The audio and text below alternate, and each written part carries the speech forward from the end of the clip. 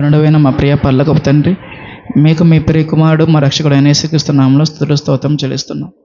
గడిచిన కాలమంతా మీ కృపలో భద్రపరిచే అందుని బట్టి మీకు స్తోత్రములు తండ్రి. ఈ సమయాన ప్రభు మరొకసారి మీ యొక్క పరిశుద్ధ పాసందులో మేము చేరి ఈ విధంగా తండ్రి మీ యొక్క మాటలు నేర్చుకుంటకు మీరు మాకు చూపించిన గొప్ప కృపను బట్టి మీకు స్తోత్రములు తండ్రి. ఈ సమయాన ప్రభ మీ యొక్క మాటల ప్రభ చెప్పవచ్చుండగా దేవా చెప్పుచున్న నాకును వినుచున్న మీ పిల్లలకును తండ్రి మీ యొక్క ఆత్మ సహాయమును మీ జ్ఞానమును దయచేసి ఇది నాన్న తండ్రి మా యొక్క ఆత్మీయ జీవితానికి కావాల్సినటువంటి అమూల్యమైన మాటలు మీరు మాకు వినిపించమని మీరు తండ్రి మాట్లాడుచుండగా జాగ్రత్తగా వాటిని గ్రహించి ఆలోచించి అర్థం చేసుకొని వాటి ప్రకారంగా జీవించే మనసును మాత్రమే మాకు దయచేయమని, ఎక్కడా కూడా తండ్రి విమర్శనాత్మక మనసుతో మేము వినక తండ్రి జాగ్రత్తగా అర్థం చేసుకొని మీరు మాట్లాడుతున్నాను గ్రహించి మీ యొక్క వాక్యానుసారంగా మేము జీవించుటకు ప్రయత్నించుటకు తండ్రి కృప చూపించమని యేసుక్రీస్తు పరిశుద్ధ నామములో ఈ ప్రార్థన అడిగి వేడుకొంచున్నాం పరమ తండ్రి, ఆమేన్. ముందుగా ఈ యొక్క అవకాశం ఇచ్చినటువంటి దేవాదేవునికి స్తుతులు చెల్లిస్తున్నాను. అలాగే దేవుని యొక్క మాటలు ఈ విధంగా పంచుకుంటకు అవకాశాన్ని మరొకసారి ఇచ్చినటువంటి అన్నయ్య గారికి అలాగే అగ్గారికి ప్రత్యేకంగా వందనాలు చెల్లిస్తున్నానండి. అలాగే చేరి వచ్చిన మీకు అందరికి కూడా ప్రత్యేకంగా వందనాలు చెల్లిస్తున్నాను. ఈరోజు మనం తెలుసుకోబోతున్న పాఠం దేవుని పరదేశు. దేవుని పరదేశు. ఓకే, కొద్ది నిమిషాలు మనం దేవుని యొక్క మాటలు జాగ్రత్తగా ఆలోచించేద్దాం. దేవుని పరదేశు. అసలు పరదేశు అంటే ఏంటి? పరదేశు అంటే మనకందరికీ తెలిసిన విషయమే.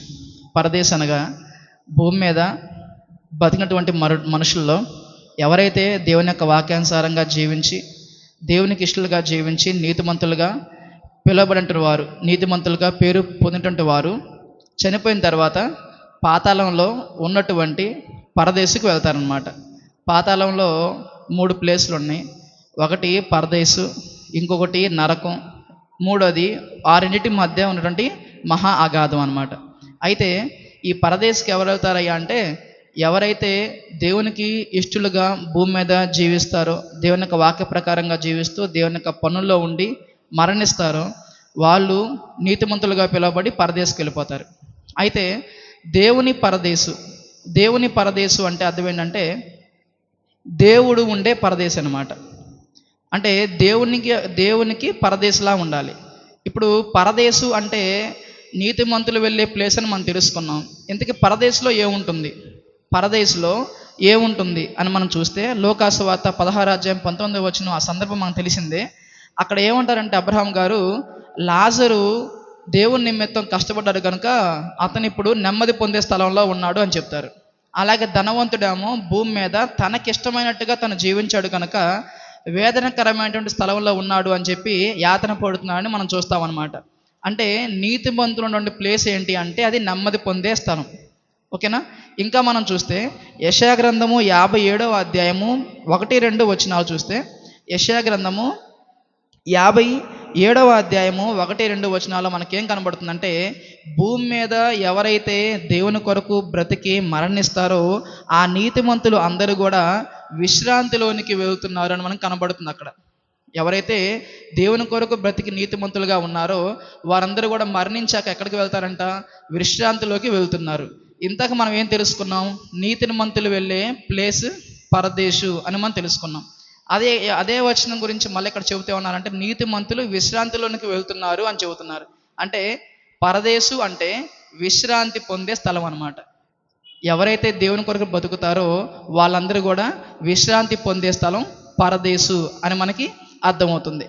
అయితే ఇంతకీ దేవుని పరదేశు అంటే ఏంటి? దేవుని పరదేశు అంటే దేవుడు విశ్రాంతి పొందే స్థలం. దేవుడు విశ్రాంతి పొందే స్థలం. పరదేశు అనగా ఏంటి? విశ్రాంతి పొందే స్థలం.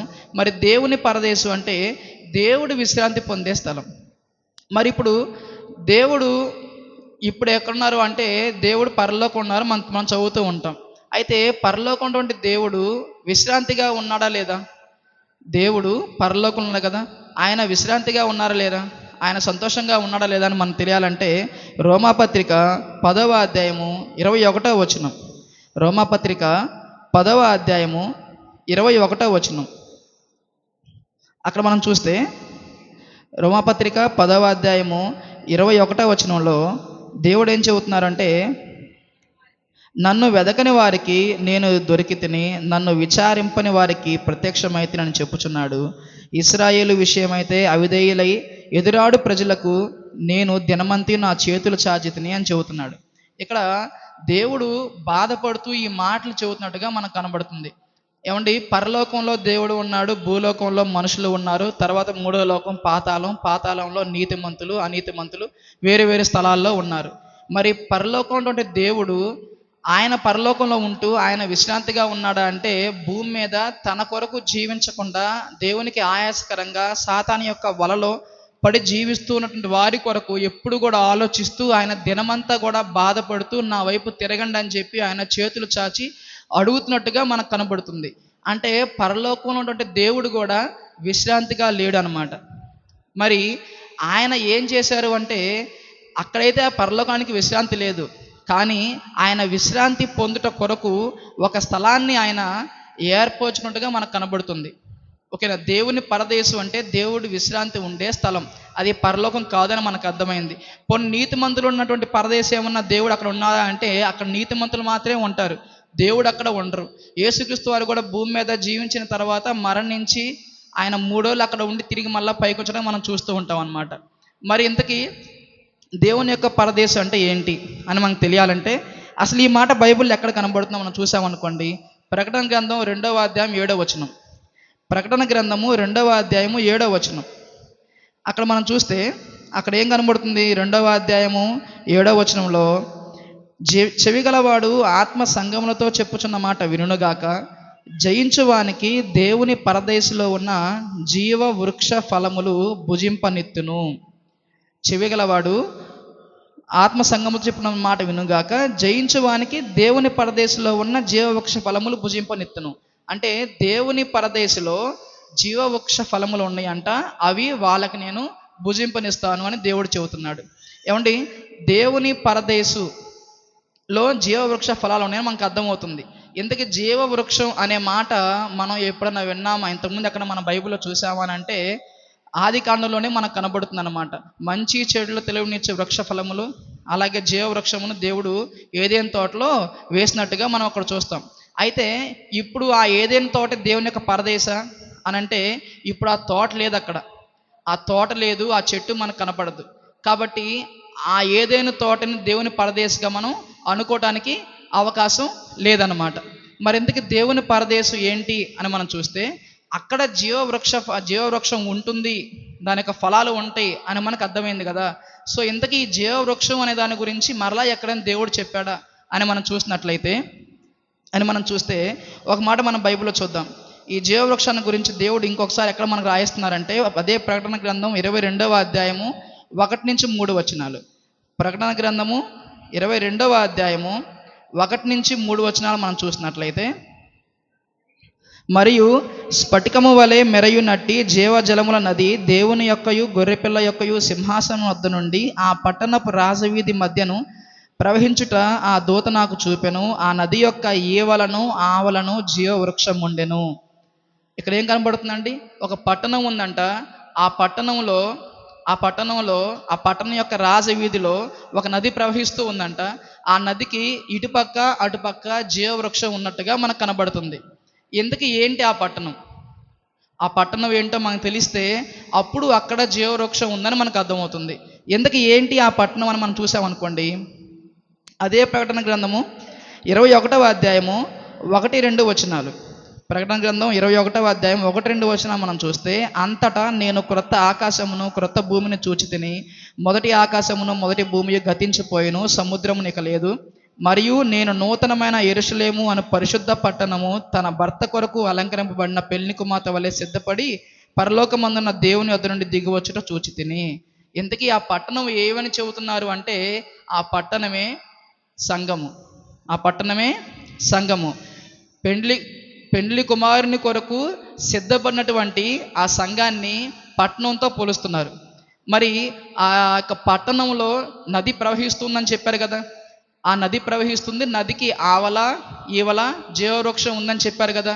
ఇంతకీ ఆ పట్టణం ఏంటి అని మనం చూసినట్లయితే ఆ పట్టణమే ఆ పరిశుద్ధ పట్టణమే, అదే నూతనమైన యెరూషలేము పట్టణం. నూతనమైన యెరూషలేము పట్టణం అనగా అదే సంఘము అని మనకు అర్థమవుతుంది. మరొక మాట మనం చూసినట్లయితే ప్రకటన గ్రంథం 21వ అధ్యాయము 9-10 వచనాల్లో, 21వ అధ్యాయము 9-10 వచనాలు. అంతటా ఆ కడపటి 10వ వచనంలో, ఆత్మవశుడై ఉన్న నన్ను ఎత్తైన గొప్ప పర్వతం మీద కొనిపోయి యెరూషలేము అను పరిశుద్ధ పట్టణము దేవుని మహిమ గలదై పరలోకమందున్న దేవుని వద్ద నుండి దిగువచ్చుట నాకు చూపెను. ఇక్కడ ఆ యొక్క పరిశుద్ధ పట్టణం ఏంటి అంటే, అక్కడ పై వచనం మనం చూస్తే ఏం కనబడతారంటే, నేను నీకు గొర్రెపిల్ల భార్యను చూపిస్తాను రా అని చెప్పి చెబుతారు. ఇందుకు గొర్రెపిల్ల భార్య ఎవరని అక్కడ చూపిస్తున్నారు అంటే పరిశుద్ధ పట్టణాన్ని చూపిస్తారన్నమాట. అనగా గొర్రెపిల్ల భార్య అనగా సంఘమే దేవుని యొక్క భార్య అని మనకు అర్థమవుతుంది కదా. తర్వాత ఈ యొక్క సంఘాన్ని గురించి ఆ పట్టణం అని చెబుతున్నారు కదా, అనగా ఆ పట్టణం అంటే సంఘం అని, ఈ సంఘంలోనే జీవజలముల నది ప్రవహిస్తుంది అని చెప్పారు. ఎందుకు జీవజలముల నది అంటే ఏంటి? నది అనగానే మనం నీరుగా మనం భావించకూడదు. యోహాను సువార్త 4వ అధ్యాయము చూస్తే, యోహాను సువార్త 4వ అధ్యాయం 14వ వచనంలో ఏం చెబుతున్నారు అంటే, ఆ యొక్క నేను ఇచ్చే నీళ్లు త్రాగువాడు ఇక ఎప్పటికీ దప్పికొనడు అని చెప్పారు. అనగా దేవుని యొక్క వాక్యమే ఆ యొక్క జీవజలముల నది. ఏమండి, సంఘంలోనే కదండి వాక్యం వినపడేది, సంఘంలోనే కదండి. ఆ యొక్క వాక్యాన్ని వింటేనే కదా మన ఆ యొక్క ఆ దేవుని కొరకు బ్రతికివారు ఎవరు కూడా ఎప్పటికైనా దప్పికొంటారని చెబుతున్నారా? ఎప్పుడైతే దేవుని యొక్క వాక్యాన్ని వింటారో, ఆ యొక్క జీవజలముల నదిని తాగుతారో, వాళ్ళు ఎప్పటికి కూడా దప్పికొంటారని చెబుతున్నారు. కాబట్టి ఇప్పటిదాకా మనకి ఏమర్థమైందంటే, సంఘము అనగా ఆ యొక్క పట్టణం అని, ఈ యొక్క సంఘంలోనే ఆ యొక్క నది ప్రవహిస్తుందని మనకు అర్థమైంది. మరి ఆ నదికి ఇటుపక్క అటుపక్క ఏముందంట? జీవవృక్షం అని అన్నారు. ఇందుకీ ఆ జీవవృక్షం యొక్క ఆ ప్రత్యేకత ఏంటి అని మనం చూస్తే, ఆదికాండము 3వ అధ్యాయము 24వ వచనం, ఆదికాండం 3వ అధ్యాయం 24వ వచనం. అక్కడ ఏమని చెబుతారంటే, చదవండి. అప్పుడు ఆయన ఆదామును వెళ్ళగొట్టి ఏదైనా తోటలో తూర్పు దిక్కున కెరూబులను కాచుటకు ఇటువంటి తిరుగుచున్న నిలవబెట్టాను. ఆ తర్వాత అక్కడ మనకి చూస్తే, ఈ యొక్క జీవవృక్ష ఫలములను తిని వీళ్ళు నిరంతరము జీవిస్తారేమో అని వాళ్ళని అక్కడి నుంచి దేవుడు వెళ్ళగొట్టుగా మనం చూస్తామన్నమాట. అంటే జీవవృక్ష ఫలములు తింటే ఏమవుతారు? నిరంతరము జీవిస్తారు. నిరంతరము జీవించే శక్తి ఎందులో ఉంటుందంటే జీవవృక్ష ఫలాల్లో ఉంటుందన్నమాట. ఎందుకే అంటే చెప్పండి, నిత్యము జీవించే శక్తి కలిగినటువంటి ఏంటిది అంటే, యోహాను సువార్త 5వ అధ్యాయం 39వ వచనంలో, లేఖనముల యందు మీకు నిత్య జీవం కలదని ఎరిగి అని అంటారు. అంటే నిత్యము జీవింపజేయు శక్తి వేటికి ఉంది అంటే లేఖనాలకు ఉంది, అనగా వాక్యానికి ఉంది. వాక్యాన్ని మనం జాగ్రత్తగా చదివి వాక్య ప్రకారంగా మనం ఎప్పుడైతే జీవిస్తామో అప్పుడు మనం నిత్యము జీవించే వారముగా అవుతాం అన్నమాట. ఓకేనా? అంటే మరణించిన తర్వాత కూడా పరదేశంలో, ఆ తర్వాత పరలోకంలో మనం జీవించే కృపను దేవుడు మనకి దయచేస్తారు. కాబట్టి ఇప్పటిదాకా మనం ఏం చూసామంటే, దేవుని యొక్క పరదేశు అనగా దేవుని యొక్క పరదేశం గురించి ఏమని చెప్పారు అంటే, ఒక పట్టణం ఉంది, ఆ పట్టణంలో నది ప్రవహిస్తుంది, ఆ నదికి ఇటుపక్క అటుపక్క జీవవృక్షం ఉంటుంది అని చెప్పారు. తర్వాత జయించువానికి దేవుని పరదేశంలో ఉన్నటువంటి జీవవృక్ష ఫలాలు ఇస్తానని చెప్పారు. కాబట్టి ఇంతకు దేవుని పరదేశంలో జీవవృక్షం ఉంది కాబట్టి ఆ దేవుని పరదేశం ఏంటి అని మనం తెలుసుకున్నామంటే, ఆ పట్టణమే సంఘం అని తెలుసుకున్నాం. ఆ సంఘంలోనే జీవవృక్ష ఫలాలు ఉన్నాయి అని కూడా మనం తెలుసుకున్నాం. అనగా దేవుడు తాను విశ్రాంతి పొందుకోవటకు ఏర్పాటు చేసుకున్నటువంటి స్థలం ఏంటి అంటే సంఘం. ఏంటండి? సంఘం. దేవుడు ఎక్కడ విశ్రాంతి పొందుకోవాలనుకున్నాడు? సంఘంలో విశ్రాంతి పొందుకోవాలనుకున్నాడు. ఏమండి, వైఎస్ రాజశేఖర్ ఉన్నారు, ఆయన తన జీవితకాలంలో ఎంతో డబ్బు సంపాదించారు, ఎన్నెన్నో ఇల్లు కట్టుకున్నాడు. ఎన్ని ఇల్లు కట్టుకున్నా సరే ఇడుపులపాయలో అక్కడ ఒక ఫామ్ హౌస్ కట్టించుకొని అక్కడికి ఆయన ఎక్కువగా వెళ్తున్నట్టు మనకి చెప్తూ ఉంటారన్నమాట. ఎందుకు ఆడికి వెళ్తూ ఉంటాడంటే, ఆయనకి ఎన్ని ఇల్లున్నా సరే అక్కడికి వెళ్తే ఆయన మనసుకి ఎంతో ప్రశాంతంగా ఉంటుందంట, ఎంతో విశ్రాంతిగా ఉంటుందంట, చాలా బాగుంటుందని చెప్తూ ఉంటాడు. అలాగే విజయ నిర్మల కూడా ఉంది, కృష్ణ వాళ్ళ భార్య. ఆమె ఏం చేసిందంటే విజయ కృష్ణ అని ఒక ఫామ్ హౌస్ కట్టించుకుంది. ఆమె కూడా ఇల్లు చాలా ఉన్నాయి, కానీ ఆమెకి మనసు బాగాలేనప్పుడు ఏం చేస్తుందంటే ఆ విజయకృష్ణ ఫామ్ హౌస్ కాడికి వెళ్ళి అక్కడ ఉన్నప్పుడు ఆ మనసుకి ఎంతో తెలియనట్టు ఒక ప్రశాంతత, ఆ యొక్క నెమ్మది మొత్తం కలుగుతుందని చెప్పేసి ఆమె చెబుతూ ఉంటుంది. అంటే అర్థం ఏంటంటే ఎన్నో ఇళ్ళు ఉన్నా సరే వాళ్ళకంటూ విశ్రాంతి పొందుకోవడం కొరకు చాలా బాగుండే విధంగా ఒక స్థలాన్ని కేటాయించుకొని అక్కడ ఒక ఇల్లు కట్టుకోవటం మనం చూస్తూ ఉంటాం బయట. అలాగే దేవుడు కూడా పరలోకం ఎంతో బాగుండిద్ది కదండి. ఏమండి, భూలోకం బాగుండిద్దా పరలోకం బాగుండిద్దా చెప్పండి? పరలోకం ఎక్సలెంట్, సూపర్. ఇంకా దాన్ని మించింది ఇంకా లేదు. మరి అంత గొప్పగా అంత బాగా ఉన్నటువంటి పరలోకంలో ఉండటానికి అక్కడ ఉన్నా కానీ ఆయనకి విశ్రాంతి ఉన్నదా దేవునికి? లేదు. దేవునికి అక్కడ కాదంట విశ్రాంతి ఉంది. దేవుడంట నేను విశ్రాంతి పొందుకోట కొరకు ఆయన ఏర్పాటు చేసుకుంది ఏంటి అంటే సంఘం. సంఘంలోనే ఆయనకి ఏముంటుంది? విశ్రాంతి ఉంటుంది. దేవుని పరదేశు అంటే దేవుడు విశ్రాంతి పొందే స్థలం, అదేంటి అంటే సంఘం అని మనకు తెలిసిందనమాట. మరి దేవుడు మనల్ని చూస్తున్నప్పుడు, దేవుడు మనలో ఉండి విశ్రాంతి పొందుకునేలాగా దేవుడు కోరుకున్నప్పుడు మనం ఆయన్ని విశ్రాంతి పరిచే విధంగా మనం ఉన్నామా? మన యొక్క శరీరాలు, మన యొక్క దేహాలు, మన యొక్క ఆలోచనలు, మన యొక్క తలంపులు ఇవన్నీ కూడా దేవుడు మనలోకి వచ్చి చక్కగా కాసేపు ఉందాం అనుకునే విధంగా మనం ఉన్నామా చెప్పండి? లేదు కదండి. సంఘాల్లో చూస్తే ఎన్నో గలిబిళ్ళు, గొడవలు, అర్లర్లు, ఇంకా చెప్పాలంటే వాళ్ళంటే వీళ్ళకి పడదు, వీళ్ళంటే వాళ్ళకి పడదు. ఏమంటే సంఘం అంటే మనమే. మనం ఏం చేయాలంటే సంఘం అంటే సంఘంగా కాదు, ఫస్ట్ మనం నేను దేవునికి విశ్రాంతిగా ఉన్నానా అని మనం ముందు ఆలోచించాలి. ఎవరికి వారంగా దేవునికి నేను విశ్రాంతిగా ఉన్నానా, దేవుడు నాలో వచ్చి కాసేపు హాయిగా ఉందాం అనుకున్నా నేను ఉన్నానా అని అంటే దేవుడు మనలోకి వచ్చి ఉండాలి అంటే దేవుడికి ఇష్టంగా మనం ఉండాలి, దేవునికి ఇష్టమైన తలంపులు కలిగి మనం ఉండాలి. అలా ఉంటేనే దేవుడు మనలోకి వచ్చి ఉంటాడు. ఏమన్నా ఇంకా అక్కడ దాకా వద్దు. అసలు ఫస్ట్ మనం దేవునికి విశ్రాంతిగా ఉండకంటే ముందు మనము మన కుటుంబంలో ఉన్న వారికి విశ్రాంతిగా ఉన్నామా, ఇది మనం జాగ్రత్తగా ఆలోచించాలి. నువ్వు నీ భర్తగా నిన్ను చూసినప్పుడు అబ్బా నా భార్య అంత మంచిదో, చక్కగా నేను ఉదయం అంతా పని చేసుకొని సాయంత్రం ఇంటికి రాగానే చక్కగా నన్ను బాగా చూసుకుంటుంది, మంచిగా మాట్లాడుతుంది, ఇంకా దేవుని గురించి అని చెబుతుంది, చక్కగా బాగుంటుంది, అంతా త్వరగా పని ముగించుకొని ఇంటికి వెళ్ళి కాసేపు రెస్ట్ తీసుకోవాలి అనుకోవాలి భర్త. అలా అనుకుంటే నువ్వు నిజంగా నీ భర్తకి విశ్రాంతిగా ఉన్నట్టు అర్థం. పని అయిన తర్వాత కూడా ఏంటయ్యా ఇంకా ఇంటికి వెళ్ళామంటే ఓ తలకన్నొప్పి, ఎందుకు సార్ ఇంటికి వెళ్ళటం అని, ఎక్కడైతే ఇంకో కాసేపు ఇంకో ఆటో వేసుకుంటా, లేదా ఇంకో ట్యూషన్ చెప్పుకుంటా, ఇంకొక బండి వేసుకుంటా, లేదంటే ఇంకోసేపు గంట సేపు ఇక్కడే ఉంటా, ఎక్స్ట్రా ఓటీ చేసుకుంటా డ్యూటీ అయిపోయినా సరే అని అనేలాగా భార్య ఉందనుకోండి, అప్పుడు భర్తకి ఎలా ఉండి చెప్పండి? విశ్రాంతిగా ఉంటుందో చెప్పండి అండి. ఏమండి, ఉదయం అంతా కష్టపడి వాళ్ళ సారు ఎంతో ఇబ్బంది పెడుతున్నా, ఇంకా వర్క్ మీద వర్క్ ఇచ్చినా కానీ ఒక్కోసారి ఇసుగిస్తూ ఉంటారు సార్లు, మామూలుగా కాదనమాట. ఇసుగిస్తున్నా సరే ఆ వర్క్ అంతా ఎలాగోలా కంప్లీట్ చేసి భర్త అనుకుంటాడు త్వరగా ఇంటికి వెళ్ళిపోవాలి, కాసేపు రెస్ట్ తీసుకోవాలని చెప్పేసి అని. ఒక భర్త లేదండి ఉదయం అంతా పనిచేశాడు, ఇంటికి వచ్చాడు, ఇంటికి వచ్చి అమ్మ బాగా కలిసిపోయాను కొంచెం వాటర్ ఇవ్వమ్మ అనే లోపే వచ్చి అంటుంది, అదిగో మరే పొద్దున్న నువ్వు పనికి వెళ్ళావుగా, నేను వెళ్ళాక నేను ఇంట్లో ఖాళీగా ఉండకుండా ఆమె తెలియ గొడవ వేసుకున్నా, ఆమె చెప్పా మా ఆయన వస్తాడు సాయంత్రం వాగా నీ పని చెప్తా అని చెప్పా, ఇప్పుడు నువ్వు వచ్చావుగా ఆడికి వెళ్దాంపా, నువ్వు వచ్చి మా యొక్క పంచాయతీ తీరు అని చెప్పి చెబుతుంది. ఏమంటే పొద్దున్న అంతా కష్టపడి ఏడికి ఇంటికి వచ్చింది ఎందుకు చెప్పాడు? విశ్రాంతి పొందడం కోసం, మళ్ళీ నీ పంచాయతీ కోసం మళ్ళీ రావడం కోసం చెప్పండి.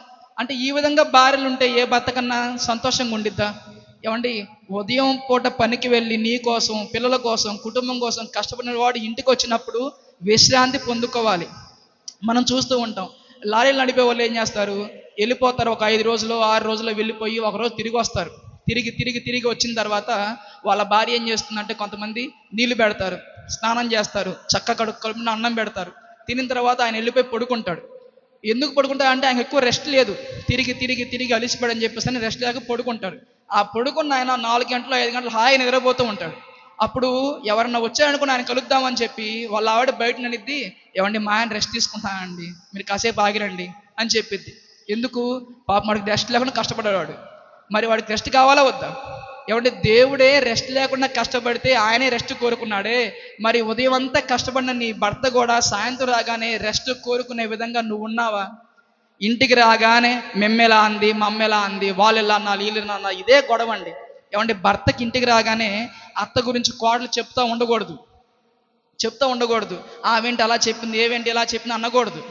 ఏమంటే చాలా మందికి తెలియదండి. ఒకటి గుర్తుంచుకోవాలి, పురుషుడు ఇంటికి వచ్చిన తర్వాత తను సుఖంగా ఉండాలి, తను సంతోషంగా ఉండాలి అంటే ఈ యొక్క భార్యలు ఏం చేస్తూ ఉంటారంటే ఎప్పుడు కూడా అంటే కొంతమంది, మీ చాలా మంచి వాళ్ళు, కొంతమంది కోడళ్ళు ఏం చేస్తారంటే అంటే అత్తామామల్ని డోల్లా వాయించాలనుకునే కోడళ్ళు అనమాట వీళ్ళు.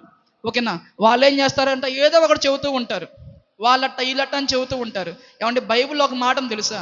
బైబిల్లో ఒక మాట ఉంది. ఆ మాట ప్రకారంగా కానీ జీవిస్తే చక్కగా కుటుంబం అంతా బాగుండిద్దండి. ఏ ఇబ్బందులు ఉండవు, ఏ తలనొప్పులు ఉండవు, ఏ ప్రాబ్లమ్స్ ఉండవు అనమాట. ఇప్పుడు ఒక క్వశ్చన్ ఏంటంటే, భార్యని అడిగామనుకోండి, అమ్మ నీకేం కావాలమ్మా అంటే చాలామంది భార్యలు అంటూ ఉంటారు. ఏమంటారంటే, ఏమండి నువ్వు అంత కష్టపడమాక, నువ్వు బాగుంటే మేము బాగుంటాం అంటారులే. చెప్పండి, నువ్వు బాగుంటే మేము బాగుంటాం అనే మాట ఎంతమంది భర్తలు విన్నా చెప్పండి, చేతులు ఎత్తండి.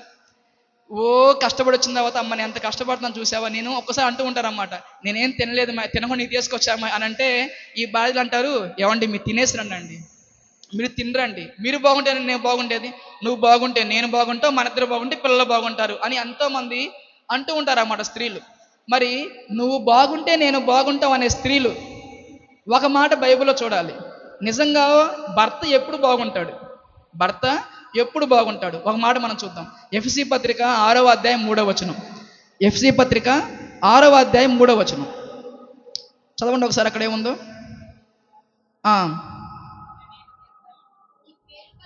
నీకు మేలు కలుగునట్లు నీ తండ్రిని నీ తల్లిని సన్మానించుము, అప్పుడు నీవు భూమి మీద దీర్ఘాయుష్మంతుడు అవుగు. అంటే జాగ్రత్తగా వినాలండి.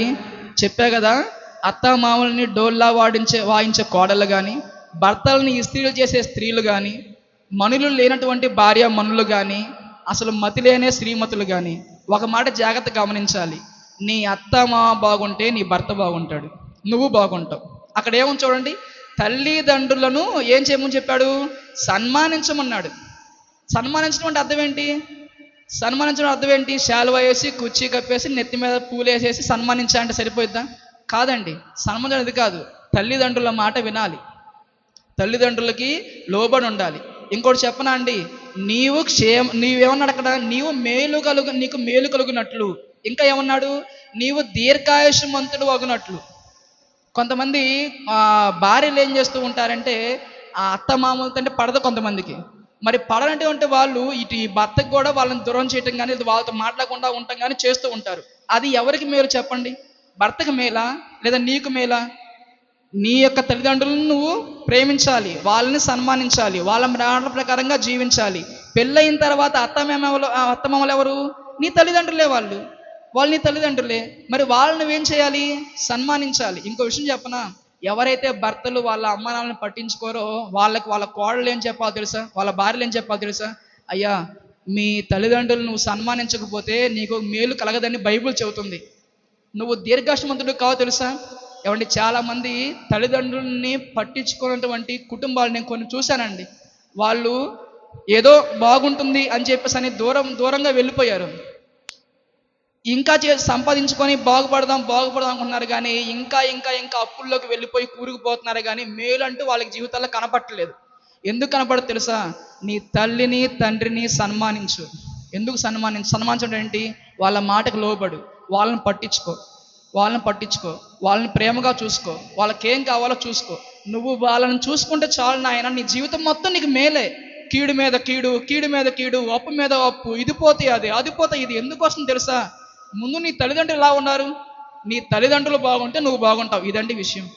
మన తల్లిదండ్రులు బాగుంటే మనం బాగుంటాం. ఇంకో విషయం చెప్పనా, కొంతమంది ఉంటారు కోడలు ఏమంటారంటే, అసలు వాళ్ళని పట్టించుకోమాక, పెళ్ళయింది కదా, మనమే వెళ్ళిపోదాంపా, మనం చూసుకుందాంపా అని అనుకుంటూ ఉంటారు. అలా నువ్వు తీసుకెళ్ళావనుకో అర్థం తెలుసా? నీ భర్తని దీర్ఘాయుష్ లేకుండా నువ్వే చేస్తున్నావు. అంటే నీ అత్త మామలు నువ్వు పట్టించుకోవట్లేదంటే, లేదా నీ పేరెంట్స్ నువ్వు పట్టించుకోవట్లేదంటే అర్థం ఏంటి తెలుసా? నీకు దీర్ఘాయుష్ లేకుండా చేసుకుంటున్నావు, నీ భర్త కూడా దీర్ఘాయుష్ లేకుండా చేసుకుంటున్నావు. ఇంకా వాడికి ఏమంటే ఒక విషయం చెప్పనండి, వాక్యం తెలిసినటువంటి భర్త, వాక్యం తెలిసినటువంటి వాడికి ఈ వాక్యం తెలిసి చెప్పండి. ఒక వ్యక్తి వాక్యం బాగా బైబిల్ చదువుతారండి, దేవుని కొరకు బతకాలనుకుంటానండి, ఈ మాట వాడికి తెలుసా చెప్పండి? తెలుసు కదా. చదవగానే ఏమనుకుంటారు? అయ్యో నేను నా భార్య మాట విన్నానే, లేదంటే నా పేరెంట్స్ మాట విన్నానా, లేదా నా పేరెంట్స్ని పట్టించుకుంటున్నాను లేదా అనే బాధ వాడికి ఉంటుందా ఉండదా? ఎంతో కాలం నేను దేవుని పని చేయాలి, నేను దీర్ఘాశ కలిగి జీవించాలి, అలా జీవించాలంటే నాకు మేలు కలగాలి, నేను దీర్ఘాశతో ఉండాలంటే నా తల్లిదండ్రులకు వచ్చి నేను సన్మానించాలి అని బైబిల్ చెబుతుంది. మరి అలా ఉండకుండా ఉంటే ఇక వాడికి ఏముంటుంది చెప్పండి? ప్రశాంతత, విశ్రాంతి ఏముంటుంది చెప్పండి? ఎప్పుడు కూడా తిరుగుతూ ఉండదా మైండ్లో? ఇంకోటి చెప్పనా అండి, తల్లిదండ్రుల గురించి దేవుడు ఎన్నో గొప్ప గొప్ప మాటలు రాశారు. తల్లిని తండ్రిని నువ్వు సన్మానించకపోయినా, వాళ్ళని పట్టించుకోకపోయినా వాడి కన్నులు లోయ కాకులు పీకును అన్నాడు. వాడి దీపం కారు చీకట్లో ఆరిపోతుంది అన్నాడు. ప్రియమైనటువంటి ఎవరైతే తమ భర్తల్ని ప్రేమించినటువంటి భార్యలు ఎవరైతే ఉన్నారో మీరు ఖచ్చితంగా ఏం చేయాలంటే వారి యొక్క తల్లిదండ్రులను కూడా పట్టించుకోవాలి. నీ భర్త యొక్క తల్లిదండ్రులని పట్టించుకోవటం, వాళ్ళని సన్మానించటం, వాళ్ళ యొక్క అవసరాలు తీర్చడం, వాళ్ళతో చక్కగా నువ్వు వాళ్ళతో సంభాషించడం అనేది ఎవరికి మేలో తెలుసా? నీ శిరస్సుకే మేలమ్మా. నీ శిరస్సు అంటే ఎవరు? నీ భర్త. నీ భర్త బాగుండాలో చెప్పు. నా భర్త ఏమైపోయినా పర్లా అనుకుంటే ఓకే, అత్తమామలు కూడా పట్టించుకో, మాకు ఇబ్బందే లేదు. ఎందుకు అంటే వాడి నాశనాన్ని కోరుకుంటావా నువ్వు? కాదు కదా, కాదండి. ప్రతి ఒక్కరు ఖచ్చితంగా తల్లిదండ్రుల్ని సన్మానించాలి. ఏమండి, ఈ మాట కానీ సరిగ్గా అర్థం చేసుకుంటే ఈరోజు వృద్ధాశ్రమాలు ఉంటాయా చెప్పండి? ఏమంటే మొన్న అన్నయ్య మనం చూపించారన్నమాట. ఏంటి, మా అబ్బాయి ఇక్కడ వదిలేసి వెళ్ళిపోయాడయ్యా, మా కోడలు మాట అన్నాడయ్యా, లేదా ఇలా వదిలేసి వెళ్ళిపోయాడయ్యా. ఏమండి, తను దూరం అవుదామని ఆ యొక్క పురుషుడికి ఆలోచన వచ్చినా, లేదా తన యొక్క కోడలకు ఆలోచన వచ్చినా కానీ నాశనం అయ్యేది లేదా ఇబ్బంది పడేది ఆ ఇద్దరే. కాబట్టి తల్లిదండ్రులను ఖచ్చితంగా మనం ఏం చేయాలి? సన్మానించాలి. ఒక వ్యక్తికి ఏం కావాలో తెలుసా? వాక్యం చేస్తున్నటువంటి వాడికి, నేను, నా భార్య, నా పిల్లలు, నా తల్లిదండ్రులు మేమందరం చక్కగా దేవుళ్ళు ఉంటే చాలు, ఇంకదే కావాల్సింది. అందులో నువ్వు ఎవరికి నువ్వు అన్యాయం చేసినా సరే ఇబ్బంది పడేది నువ్వే. కాబట్టి కుటుంబం అంతా బాగుండాలని ఆ యొక్క పురుషుడు కోరుకుంటాడు. అలాగే స్త్రీ కూడా ఏం చేయాలి? నేను, నా తల్లిదండ్రులు. ఎవరి తల్లిదండ్రులు? అటు నీ తల్లిదండ్రులు కానీ అత్తమామలు కూడా తల్లిదండ్రులేనమ్మా. వీళ్ళని కూడా నువ్వు చక్కగా చూసుకుంటా ఉంటే ఆ కుటుంబం ఎలా ఉండి చెప్పండి? ఒకటి బాగా ఆలోచించండి. పనికెళ్ళి సాయంత్రం ఇంటికి వచ్చాడండి భర్త. పనికెళ్ళి ఉదయం అంతా కష్టపడి సాయంత్రం ఇంటికి వస్తూ మెట్లు ఎక్కుతూ ఉన్నాడు. చక్కగా అత్తాకోడలు ఇద్దరు కూర్చొని దేవుని మాటలు చెప్పుకుంటూ ఒకరికొకరు సహాయం చేసుకుంటే, అత్త నువ్వు కూర్చో, అత్త తీసుకొస్తాలే అత్త అని చెబితే పర్లేదమ్మా అని అంటే ఎంత బాగుండి చెప్పండి. ఆ రోజు అన్నం తిండో తెలుసా నీకు? అన్నం కూడా తిండు, కడుపు నిండిపోయింది. ఇంకా మెట్లు ఎక్కుతుంటే కడుపు నిండిపోయింది. అబ్బబ్బా ఎంత బాగున్నారని. ఇంకా చెప్పనా, నా భర్త ప్రేమించడం అంటూ ఉంటావుగా, నువ్వు ఒక్కసారి నీ అత్త మామల్ని ప్రేమించి చూడు, ఆటోమేటిక్గా అమ్మా నీకు సలాం చేసి గొలవ అయిపోతుంది. తెలుసా నీ భర్త ఎంత బాగుంటాడు.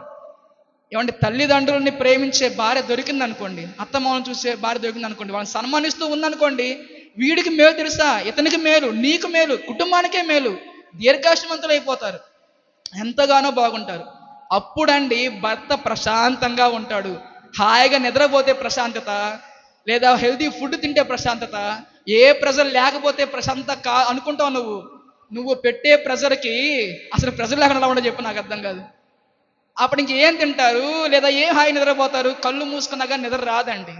ఈ వాక్యం గుర్తొస్తూ ఉండిద్ది, సన్మానించానా లేదా అని గుర్తొస్తూ ఉండిద్ది.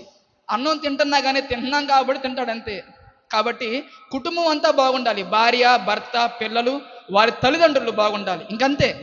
వాళ్ళు బాగుంటే, ఆ కుటుంబం బాగుంటే ఆటోమేటిక్గా అలాంటి కుటుంబాలుగా తయారైనాయి అనుకోండి, సంఘం అంతా బాగుండి, సమాజం అంతా బాగుండిద్దండి. ఇది విశ్రాంతి అంటే. దేవుడు కోరుకున్నట్టు విశ్రాంతి మనం ఇవ్వాలంటే ముందు మన కుటుంబం ఎలా ఉండాలి?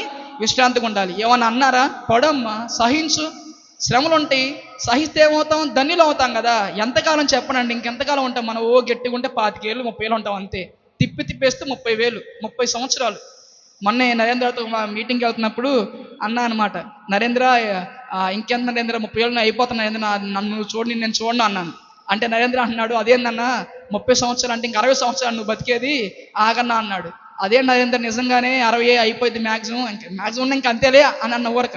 అంటే అన్నాడు, అన్న మా ఇంటి పక్కన ఏ వాక్యం తెలియని వాళ్ళే 99 సంవత్సరాలు జీవించారన్నా, 90 ఏళ్ళు జీవించారన్నా, మరి నువ్వు నేను కొద్ది గొప్ప మనం పని చేస్తున్నాం కదా, కాబట్టి ఇంకొంచెం బతుకుతాం కదా అని అన్నాడు. నేను అన్నాను, సరే నరేంద్ర, బైబిల్ ఏం చెబుతుంది? వెచ్చగా అన్నా ఉండు, చల్లగా అన్నా ఉండు, నులివెచ్చగా ఉండమాక ఉమ్మి వేస్తా అంది. మనం వెచ్చగా ఉంటే ఎప్పుడు దేవుని గురించి ఆలోచిస్తూ ఉన్నామా? ఎక్కువగా మనం దేవునిలో ఉన్నామా? లేదు. అసలు దేవుడు తెలియకుండా మనం ఉన్నామా? చల్లగా ఉన్నామా? లేదు. వెచ్చగా ఉన్న నువ్వు ఉమ్మి వేస్తా అనలా, చల్లగా ఉన్న నువ్వు ఉమ్మి వేస్తా అనలా, నులివెచ్చగా ఉంటే ఉమ్మి వేస్తా అన్నాడు. ఆదివారం పూట దేవుని పని చేసి వారం అంతా మన పనులు చేసుకుంటూ దేవుని గురించి ఆలోచన లేకుండా, కుటుంబం గురించి ఆలోచించి, ఇంకా చెప్పండి కుటుంబ సమస్యలు అది ఇది తలక నిప్పుని పెట్టుకుంటూ, దేవుని కొరకు ప్రయాసపడాలని తెలిసి కూడా నీ కొరకే ప్రయాసపడుతూ ఉన్నావంటే నులివెచ్చని స్థితి లేదా చూడండి ఒకసారి. మరి అలాంటప్పుడు నులివెచ్చకున్న వాళ్ళు త్వరగా పోతారు. కాబట్టి ఎప్పుడో తెలియదండి మనకి, ఎప్పుడు పోతామో తెలియదు. కాబట్టి మనం ఏం చేయాలంటే ఉన్న ఈ కాలం అంతా కూడా మనం కుటుంబ పరంగా కుటుంబం వారు ప్రశాంతంగా ఉండాలి, ఎదుటి వారిని ఉంచాలి. మరి ముఖ్యంగా మనం దేవునిలో ఎక్కువగా ఉండాలి. దేవునిలో ఉంటేనే ప్రశాంతంగా ఉంటామండి. ఒక మాట నేను చూపించిన ముగిస్తాను, చూడండి ఒకసారి. బైబిల్లో ఒక మాట ఉందన్నమాట. ప్రకటన గ్రంథం 14వ అధ్యాయం 13వ వచనం. ప్రకటన గ్రంథం 14వ అధ్యాయం 13వ వచనం. అంతటా ఇప్పటి నుండి ప్రభువునందు మృతి పొందు మృతులు ధన్యులని వ్రాయమని పరలోకం నుండి ఒక స్వరము చెప్పగా వింటిని. నిజమే, వారు తమ ప్రయాసములు మాని విశ్రాంతి పొందురు, వారి క్రియలు వారి వెంట వచ్చును ఆత్మ చెప్పుచున్నాడు. ఏమండి ఇక్కడే మరి నేను చూడగా అంతే చాలండి. ఏమండి, వారు వారి ప్రయాసములు మాని విశ్రాంతి పొందుదురు. ఏమండి, ఒకటే గుర్తుంచుకోవాలండి, క్రైస్తవుడికి రెండు ఆలోచనలు ఉండాలి. ఒకటి, ఎక్కడ విశ్రాంతి అంటే కుటుంబంలో వారు ఒకరికి ఒకరు ఎలా ఉండాలి, విశ్రాంతిగా ఉండాలి. అంటే మనలో ఎటువంటి అసూయ కానీ, ద్వేషం కానీ, పగ కానీ, వాళ్ళంటే పడదు వీళ్ళంటే పడదు ఇలాంటివి లేకుండా అందరిని ప్రేమించుకుంటూ, సహించుకుంటూ, క్షమించుకుంటూ వెళ్తే అందరూ ఖచ్చితంగా నిన్ను బట్టి ఎలా ఉంటారు, విశ్రాంతిగా ఉంటారు. తర్వాత అప్పుడు నీలో దేవుడు కూడా విశ్రాంతి తీసుకోవడానికి నువ్వు కూడా నీ యొక్క దేహం కూడా మంచిగా ఉంటుంది. ఇంకోటి ఏంటంటే, నువ్వు మరణించిన తర్వాత విశ్రాంతికి వెళ్ళేలా నువ్వు జీవించాలి. మరణించాక విశ్రాంతి ఎవరికి వస్తుందండి, ప్రయాసాలు మాని వాళ్ళంట విశ్రాంతి పొందుతారంట. మరి ఆ విశ్రాంతిలోకి ఎలా అంటే ఇక్కడ ఏం చేయాలి, నువ్వు ప్రయాసపడాలి, దేవుని కొరకు నువ్వు ప్రయాసపడాలి. ఏమంటే భర్తకి దేవుని పని చేద్దామని ఆ పని చేస్తేనే మనకి పరలోకం వస్తుందని వాడికి తెలిసి దేవుని పనిలో ఉందాం అనుకున్నప్పుడు భార్య ఏం చేస్తుంది, వెళ్దాం పద, చక్కగా వెళ్దాం పద అంటుందా, అడ్డుకర్ర వేస్తుంది. లేదా భార్య దేవుని పని చేద్దాం అనుకున్నప్పుడు భర్త ఏం చేస్తాడు, అబ్బో నువ్వు చేసిన చాలమ్మా ముందేడు చెయ్యమ్మా అని అలా మళ్ళీ అతను మళ్ళీ ప్రశ్నలు వేస్తూ చెయ్యాలనుకున్న వాళ్ళని కూడా ఏం చేస్తారండి, ఆపుతూ ఉంటారన్నమాట. ఏమండి, దేవుని యొక్క పని చేస్తే మనకి విశ్రాంతి వస్తుంది అని అనుకున్నటువంటి వారికి సహాయం చేయనప్పుడు ఇతనికి విశ్రాంతి ఉంటుందా? ఇక్కడ చెప్పండి ఒకసారి. దేవుని పని చేస్తే నాకు విశ్రాంతి అమ్మ అని తెలుసుకొని ఎప్పుడు కూడా రగిలిపోవాలని ఆలోచిస్తూ ఉన్నటువంటి వారికి సహకారిగా ఉంటూ కూడా సహాయం చేయకుండా ఉంటే, దేవుని పని ఉంది వెళ్దాం అనుకున్నప్పుడు వెళ్ళనీయకుండా చేస్తూ కానీ, వెళ్ళకుండా రాకుండా కానీ ఉంటున్నప్పుడు కానీ, లేదా పని చేయకుండా స్త్రీకి ఆ భర్త అనేవాడు చేయకుండా కానీ ఉంటే అతనికి విశ్రాంతి ఉంటుందా? ఉండదండి, ఉండదు. అంటే పనిలో కూడా సహాయం చేస్తేనే ఏముంటుంది, విశ్రాంతి ఉంటుంది. ఒకటే, కుటుంబ పరంగా విశ్రాంతి ఉండాలి, దేవుని పరంగా కూడా పని చేస్తూ మనం కూడా పనిలోనే ఉంది విశ్రాంతి అనుకొని ఆ విధంగా పనికి వెళ్ళే విధంగా సహాయం చేసే విధంగా ఉండాలి. ఏమంటే ఎంతో తెలుసు మనకి, తెలిసినా కానీ చెయ్యకుండా ఉన్నా, లేదా చేసే వాళ్ళకి అడ్డుగా ఉన్నా కానీ ఇక్కడ ఎదుటి వారికి విశ్రాంతి కలుగ చేసిన వారిగా మనం ఉండం. ఇక్కడ నీ ఎదురుగా ఉన్నటువంటి నీ కుటుంబం, నీ భర్తగా, నీ భార్యగా నువ్వు విశ్రాంతి కలుగ చేయకుండా ఉన్నావే అనుకో, రేపొద్దున దేవుడు కూడా ఆ విశ్రాంతి నీకు ఇవ్వడు. సో నువ్వేం చేయాలి, నీ కుటుంబస్తులకి నువ్వు విశ్రాంతిగా ఉండాలి, దేవుని పని చేసే వారికి నువ్వు సహాయం చేయాలి, కష్టపడాలి, ప్రయాసములు పడి విశ్రాంతికి వెళ్ళేలాగా నువ్వు ఉండాలి. అప్పుడే ఇలాంటి వారి మనసు చూసినప్పుడు దేవుడు అక్కడ వెళ్ళి వాళ్ళ దగ్గర నేను విశ్రాంతి పొందుకుందాం అనుకుంటాడండి. పౌలు గారిలో ఆయన ఉన్నాడండి. పౌలు గారిలో దేవునికి విశ్రాంతి వచ్చింది, యేసుక్రీస్తు వారిలో విశ్రాంతి దొరికింది, పేతురు గారిలో విశ్రాంతి దొరికింది, భక్తుల్లో విశ్రాంతి దొరికింది. మరి మనలో కూడా దేవుడు మనం చూసినప్పుడు మనం ఇంట్లో వాళ్ళంటేనో, అత్తమామలంటేనో, వాళ్ళంటేనో, వీళ్ళంటేనో మనం పడకుండా ఉన్నామే అనుకోండి, అందరూ దేవుని కుమార్తెలు కుమారులేగా, మరి వాళ్ళంటే నువ్వు పడకపోతే నువ్వంటే దేవుడు పడితే చెప్పు, నాకు అర్థం కాదు, పడదు కదండి. సో అందరూ కూడా మనల్ని చూసి విశ్రాంతి పొందుకునే విధంగా మనం ఉండాలి. అబ్బా ఎంత మంచోళ్ళరా అనుకోవాలి. తర్వాత చదువుకోండి, ఫిలెమోన్ గారిని బట్టి అంట పరిశుద్ధుల హృదయాలంట విశ్రాంతి పొందుకున్నాయి అంట. ఫిలెమోన్ గారి పేరు వినగానే ఆ సంఘంలో అందరూ కూడా అమ్మ ఫిలెమోన్ గారు ఎంత మంచోళ్ళు, అసలు ఎంత చక్కగా పలకరిస్తారు, ఎంత చక్కగా ప్రేమిస్తారు, ఎంత బాగా క్షమిస్తారు, ఎవరిని పల్లెతో ఒక మాట అనరు, ఈర్ష, ద్వేషం, అసూయ, వాళ్ళంటే వీళ్ళంటే ఏం ఉండవు, విశ్రాంతి పరిశుద్ధులే విశ్రాంతి పొందిన అంట ఆయన చూసి. ఇంకో విషయం చెప్పనా, నిన్ను బట్టి పరిశుద్ధుల హృదయాలు విశ్రాంతి పొందుకున్నాయి ఫిలెమోను అని చెప్పింది ఎవరు అనుకున్నారు, పౌలు గారు చెబుతున్నారు.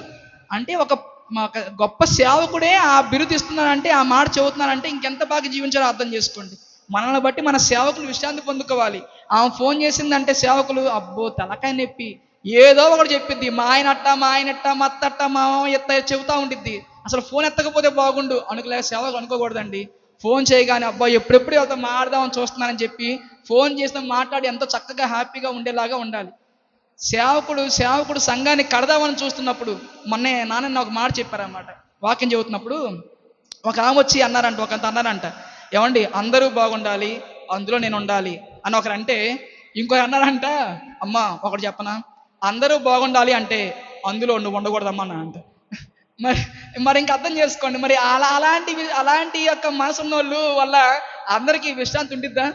ఉండదు కదా. సో అలా కాదు, అందరూ బాగుండాలి అందరూ నేను ఉండాలి అంటే నువ్వుని బట్టి అందరూ విశ్రాంతి పొందుకునే విధంగా నువ్వు ఉండాలి.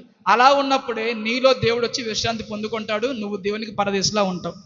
ప్రార్థన చేసుకుందాం. మహాపరిశుద్ధుడు మహోన్నతుడు గణుడైన మా ప్రియ పరలోకపు తండ్రి, మీకు మీ ప్రియ కుమారుడు మా రక్షకుడైన యేసుక్రీస్తు నామములో స్తుతి స్తోత్రం చెల్లిస్తున్నాం నాయన. ఇంతవరకు ప్రభా శ్రేష్టమైన మాటలు మేము తెలుసుకొని ఉన్నాం తండ్రి. విన్న మాటల ప్రకారంగా మేము జీవిస్తూ నాయన మా యొక్క దేహాలు, మా యొక్క హృదయాలు, మా యొక్క తలంపులు అన్నీ కూడా మీకు విశ్రాంతి కలిగే విధంగా మేము తండ్రి నాయన ఉండులాగన కృప చూపించమని, అసలు మీకు విశ్రాంతినిచ్చే వారంగా మేము ఉంటున్నామంటే చాలా గొప్ప ధన్యత నాయన. అది మేము కోల్పోకుండా తండ్రి మీకు మేము విశ్రాంతి స్థలాలుగా ఉంటకు కృప చూపించి సహాయం దయచేయమని, సంఘమంతటిని సేవకుల్ని దీవించి ఆశీర్వదించమని యేసుక్రీస్తు పరిశుద్ధ నామములో ఈ ప్రార్థన అడిగి కొంచెం నామ పరమ తండ్రి, ఆమేన్.